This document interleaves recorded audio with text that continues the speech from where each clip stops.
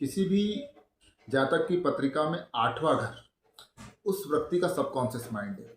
आठवां घर ये बताता है कि आप अपने मन में जो विचार कर रहे हैं क्या वह वास्तविकता में मूलभूत रूप से परिभूत होगा। ये आठवां घर आपको बताता है, क्योंकि आठवें घर से हम गूढ़ रहस्य और आदि अन्य चीज़ों को देखा जाता है। तो लॉ ऑफ अट्रैक्शन या अवचेतन मन भी आपका आठवां घर ही बताता है। अब आपको आठवां घर में अपने ये देखना है कि कौन सा ग्रह है।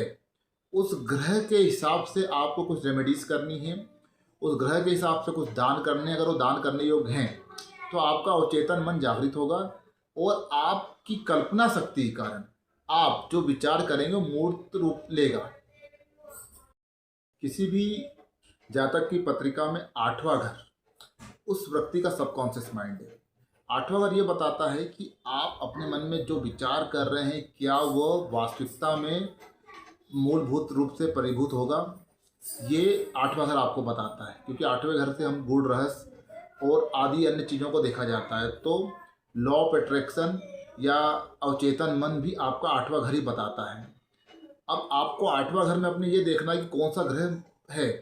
उस ग्रह के हिसाब से आपको कुछ रेमेडीज करनी है, उस ग्रह के हिसाब से कुछ दान करने हैं। अगर वो दान करने योग्य हैं तो आपका अवचेतन मन जागृत होगा और आपकी कल्पना शक्ति के कारण आप जो विचार करेंगे वो मूर्त रूप लेगा।